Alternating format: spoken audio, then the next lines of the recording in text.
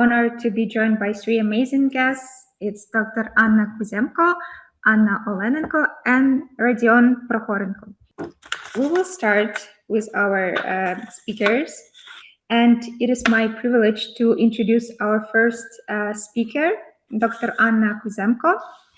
So Anna Kuzemko is a leading research fellow at the Institute of Botany of the National Academy of Sciences of Ukraine, where she obtained her PhD in 2003 and habilitation in 2012.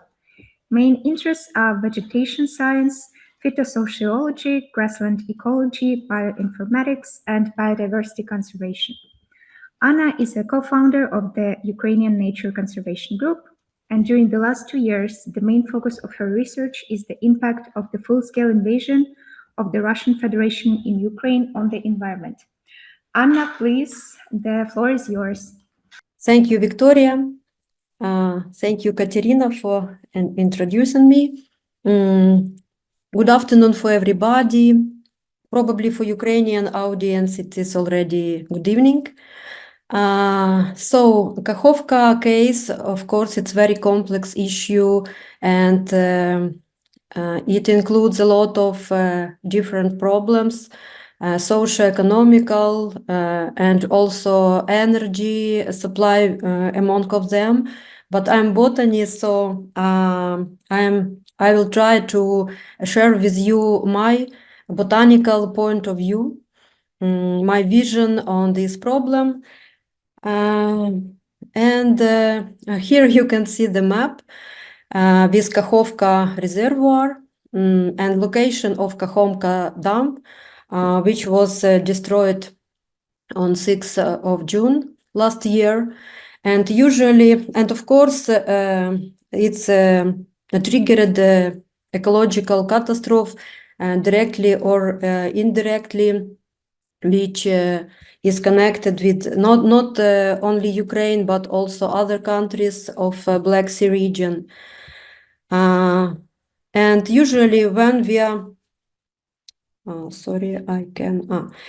usually when we are talking about consequences of this catastrophe, we are mention the flooded area. So area lower stream from the dam in lower Dnieper, because it was a huge amount of water from the reservoir flooded this area and caused not only environmental catastrophe, but also humanitarian crisis, because many people died from this.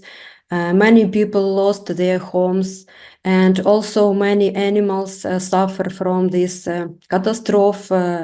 Wild animals and domestic animals also. Here you can see these poor Danubian newts.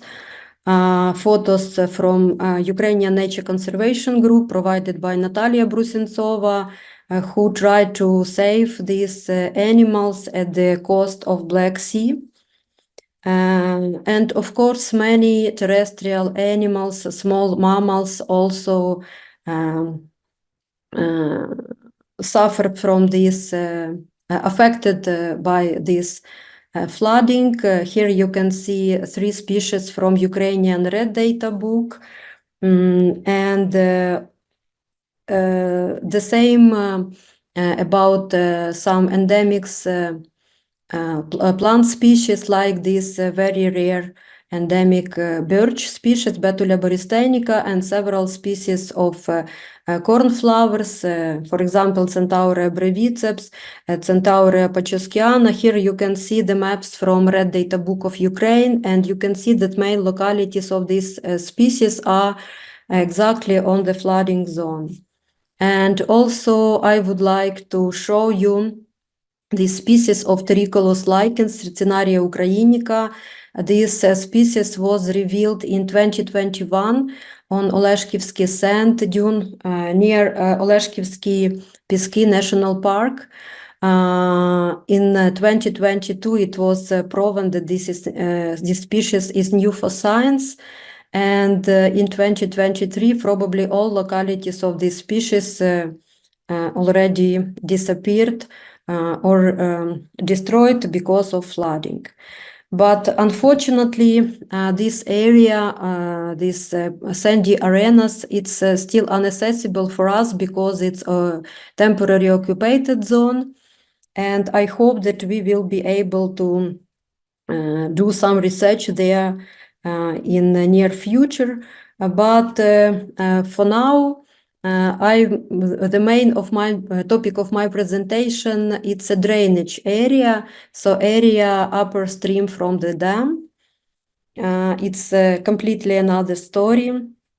And of course, I would like to mention that the flooding zone, it's more or less adapted for such, maybe not such a huge fluctuation, but for fluctuation of water level, because it's wetlands, but territory upstream from the dam, it was 70 years, it was very big aquatic ecosystem, and of course many people are interested about destiny of this area, and in media and in scientific papers was made a lot of predictions, a lot of hypotheses, what will be destiny of this territory. And it was suggestion that it will be desert, it will be dried silt produced dust storms, and that this territory will be captured by invasive species. Fortunately, it's still possible to test these hypotheses, and it was the main reason of our research trip to territory of Kamenska-Sich National Park.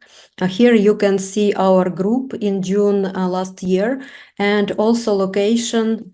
I'm not sure that you can see my pointer, but definitely you can see this location of our surveyed areas. And of course, we were very impressed during our first trip that we were able to observe these, let's say, Martian landscapes with drying silt deposits covered by cracks. And these cracks were at the time about 30 centimeter depth. And here you can see fruit tree, which were covered by water about 70 years, and now they exposed to the surface. It's really very impressive.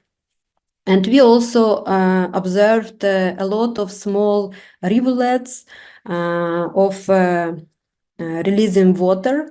And these deposits, silt deposits, was covered with a lot of seedlings. Here you can see that it was very high density of these seedlings.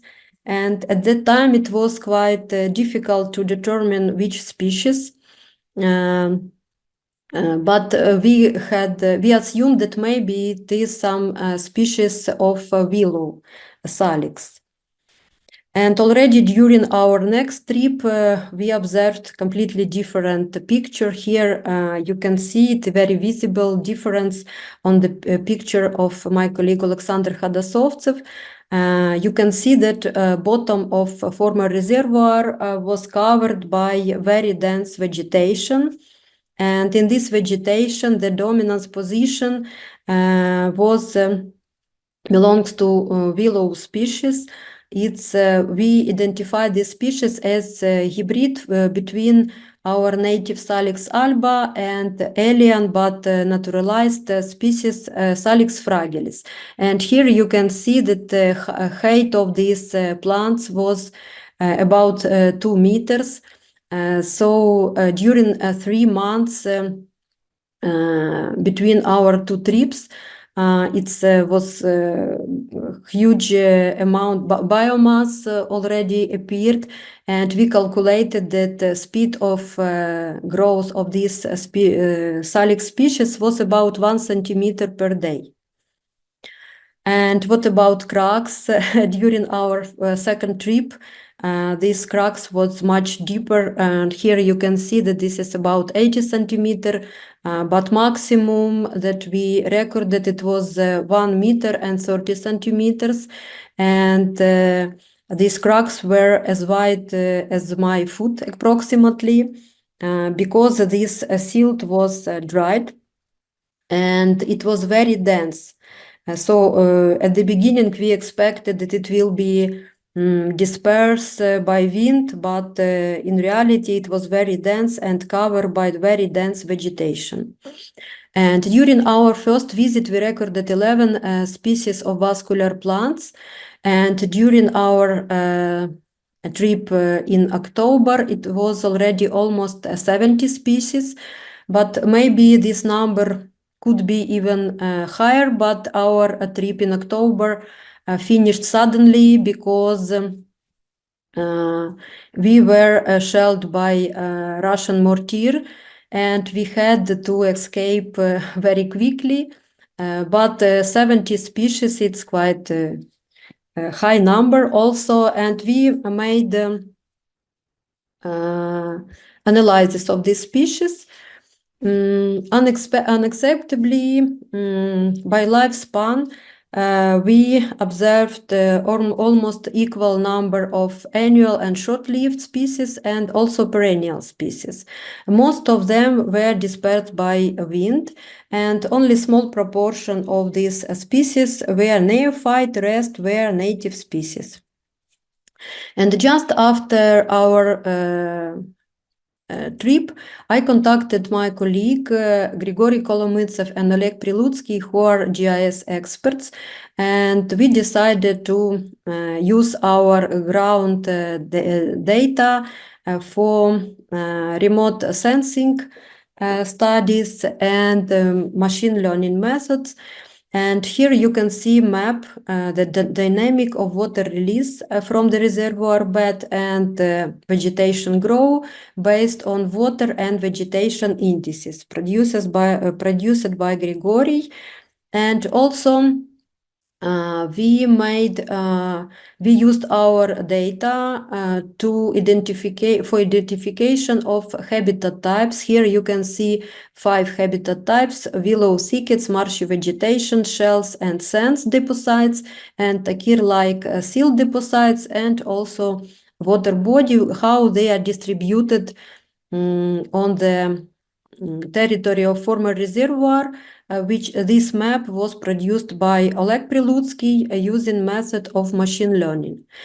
And from this pie chart, you can see that willow thickets and marsh vegetation, which represent close vegetation, their proportion is 43%, so they occupied approximately 43% of the former bottom, and the shell, sand, and silt deposits occupied 45%.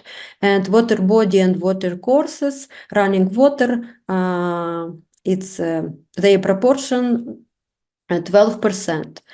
And I would like to emphasize that willow thickets and marsh vegetation, this initial stage of development, habitat types which are protected on all European level because they are included in Resolution 4 of Bern Convention and Annex 1 of Habitat Directive.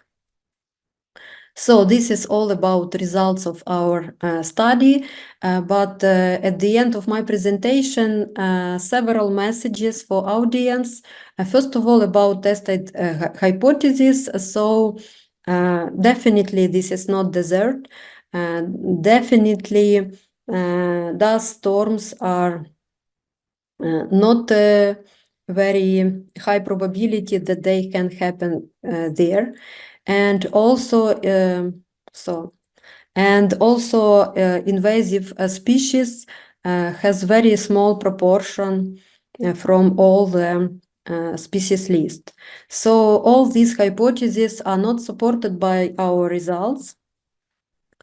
And also several words about ecocide, because definitely this is ecological catastrophe, definitely this is ecological crime, but there are different opinions about should this Kakhovka case be considered as ecocide or not. So at least in accordance of Ukrainian national legislation, Criminal Code of Ukraine. Here you can see definition of ecocide as mass destruction of flora and or fauna, poisoning of the atmosphere or water resources, as well as other actions that may cause an ecological catastrophe. So this case should be definitely in accordance with this definition. Corresponds to ecocide, but if we are talking about ecocide, so we can to understand that this is not the first ecocide on this territory, because the creation of this reservoir also correspond to definition of ecocide. And also now we can observe formation of nature ecosystem with a lot of flora and fauna species. So if this territory will be flooded again with new reservoir, it will be a third ecocide on the same area. I would like to avoid the very difficult question to restore or not to restore the reservoir. Of course, from last sentence, my position quite clear, but I'm not ready to answer this question very clearly, because for this I need to know answer on another question: how cost effective are different options, particularly full restoration of the reservoir in its original state, as it was 70 years ago, partially restoring the reservoir, addressing water and energy supply issues using modern technologies, and using ecosystem services from floodplain habitats formed at the former reservoir bottom. So that's all from my side, and I'm very grateful to my colleagues who organized these research trips on the territory of Kamenska Sich National Park, and people who participated in these trips, and also my colleagues who helped with GIS analysis and remote sensing analysis. Also, I'm grateful to Ukrainian Nature Conservation Group and charitable organization Environmental People Law, who supported this study. And I am extremely grateful to Armed Forces of Ukraine and also all our partners for their invaluable support, because since I'm still alive and I'm able to do science. And I'm very grateful to Yulia, Victoria, and Katerina for invitation, as well as University of St. Andrews and Center for Energy Ethics, and all of you for your attention. Thank you very much. And now it's my privilege to introduce our second guest, Anna Olenenko. Anna is affiliated with the University of Alberta, Canada, and Khortytsia National Academy in Ukraine. She is a regional representative of Ukraine in the European Society for Environmental History. Anna graduated from Zaporizzhia National University in 2007 and got her Candidate of Sciences in History degree from the National Academy of Sciences of Ukraine in 2013.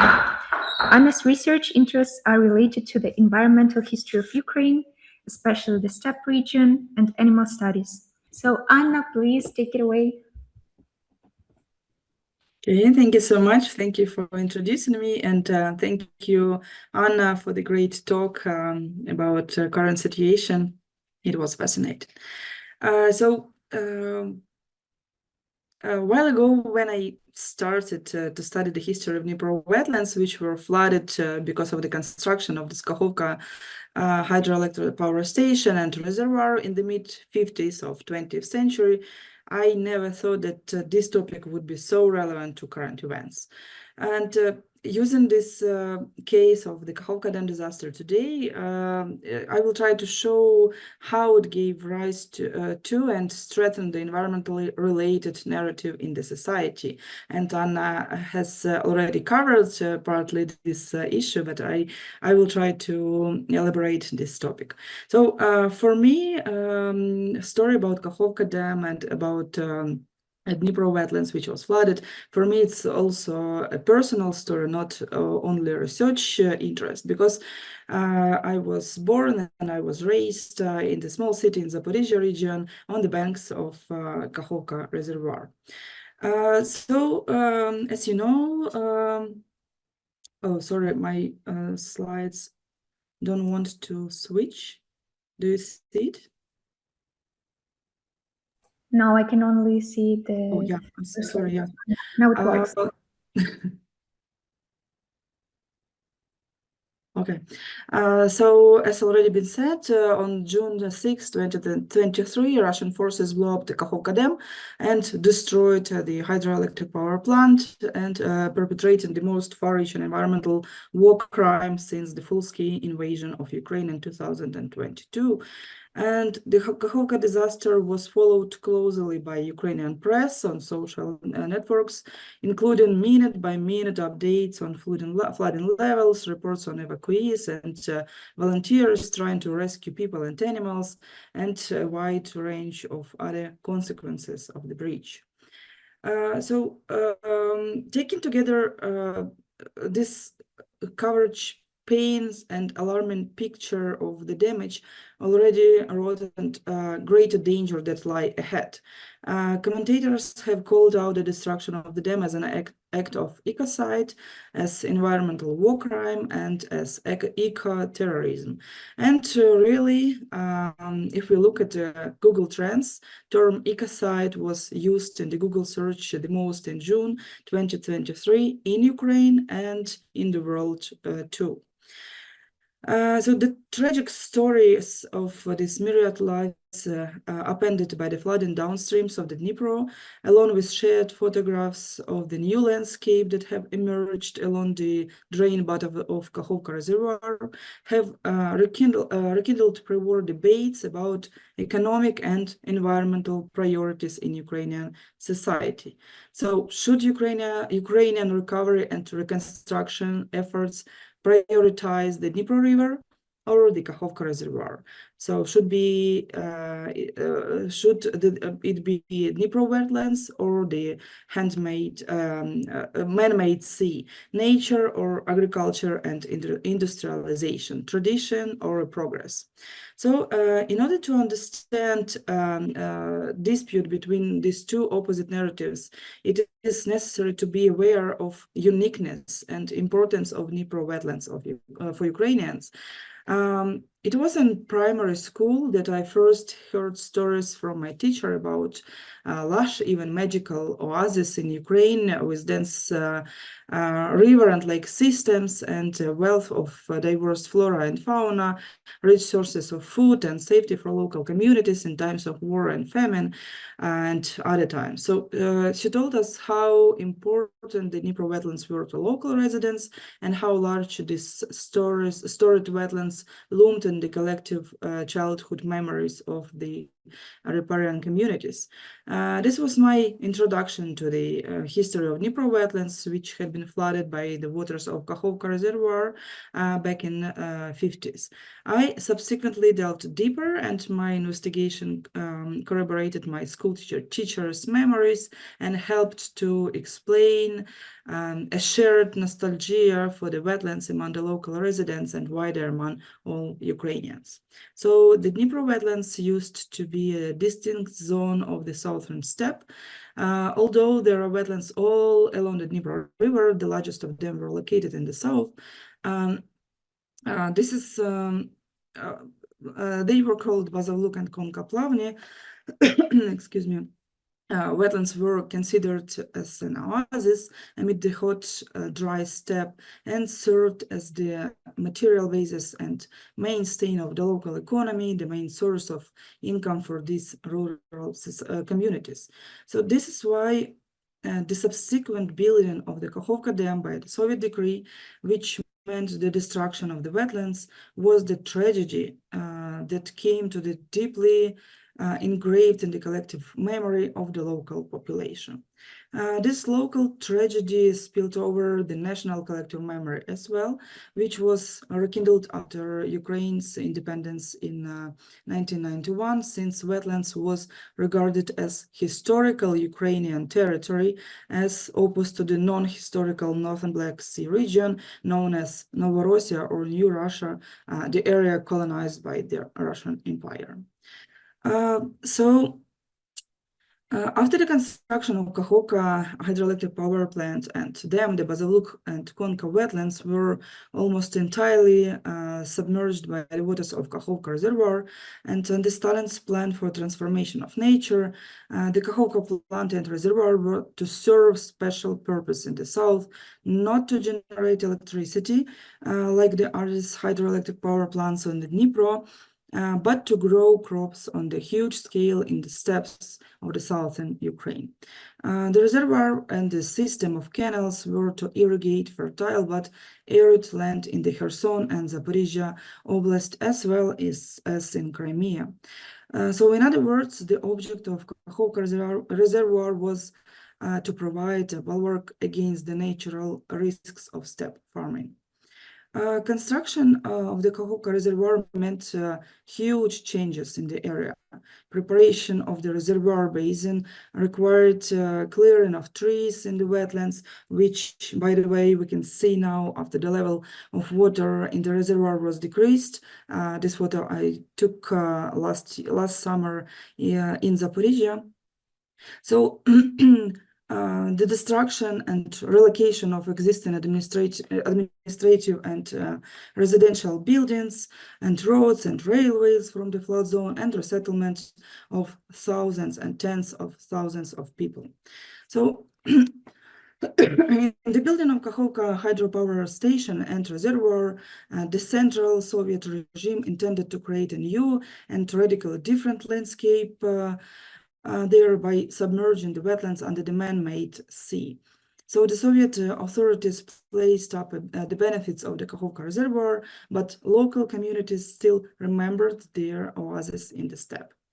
So ambivalence about the wetlands and the Kakhovka reservoir has persisted from the very beginning of the initial project to present days.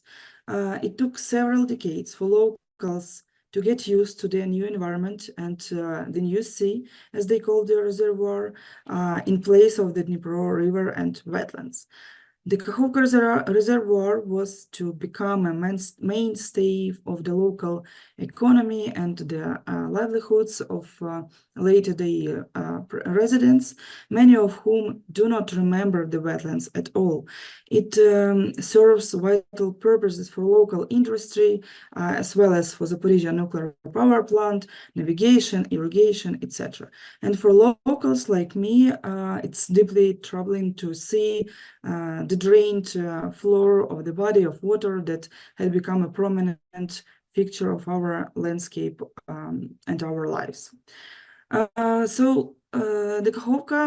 history of Kakhovka Dam, its construction by the Soviet regime in the 1950s and its recent destruction by the Russian forces has hugely impacted the lives and welfare of local communities, past and present.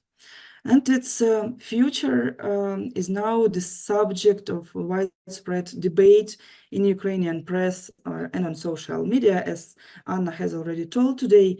So should Ukraine rebuild the dam and refill the reservoir in order to restore the regional economy, thereby disregarding the ecological and historical importance of the wetlands? Or should Ukraine sacrifice economic considerations and start thinking instead about the restoring the Dnipro wetlands, a vital natural feature of the steppe environment? So opinions clearly diverge. On the one hand, in the immediate aftermath of Kakhovka Dam breach, officials at Ukr-Hydroenergo, the Ukrainian state-owned company that runs the hydropower plants, instead that the dam would be rebuilt and that plans were already being drafted to the effect. And based on the previous activities of the Ukr Hydroenergo, I can say that their plans will be persistent.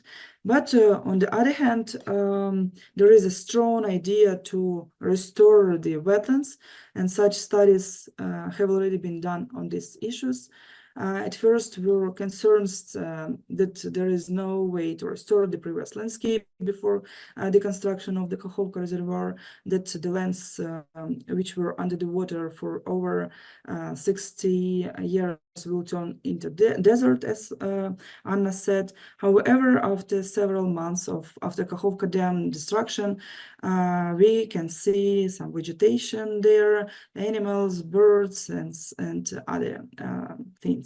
So a new controversy is brewing between government officials and modernizers who view the region's future solely through the prism of economic development on the one hand, and those who care deeply about its history and about ecology and seek to prevent another disaster on the Dnipro and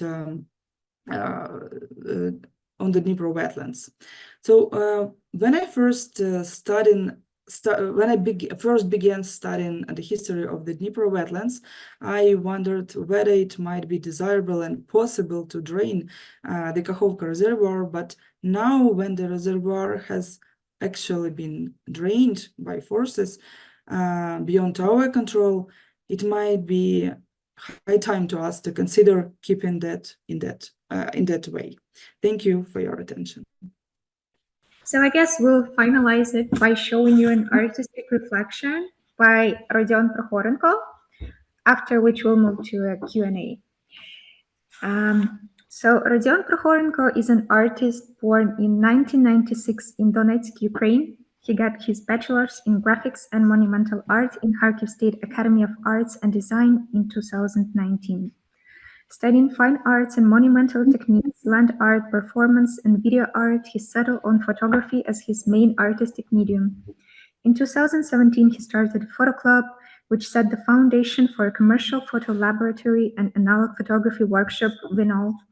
This facility gives the visitors an access to analog photo materials, processing and printing, and also hosts courses, workshops, and individual photo technologies classes in Kharkiv, Ukraine.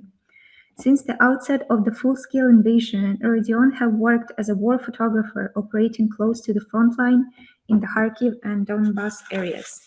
This series of photographs were taken by Rodion during the summer of 2023 in Zaporizzhia and Kherson regions, where he documented some aftermaths of the Kakhovka Dam destruction.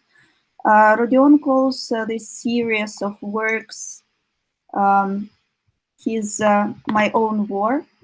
This series started in 2022. And I would like to read a little bit from his own description of this series. The war is my own war. The war is with me since the road home for my family became 250 kilometers and a day long in a queue at checkpoints in 2014. The war, which became a part of life of the majority of Ukrainians in the start of the full-scale invasion, emphasized the feeling of alienation of the people. But it always was only a personal business of those who were affected by it anyhow. Each and every one of us lives through it differently, by himself, alone, with the war in his head.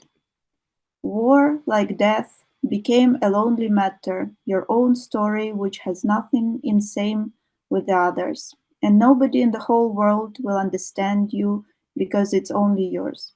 Your war can be scary, bloody, destructive, amusing, funny, disappointing, inspiring, tragical, hateful, but it is an adventure in which you were born.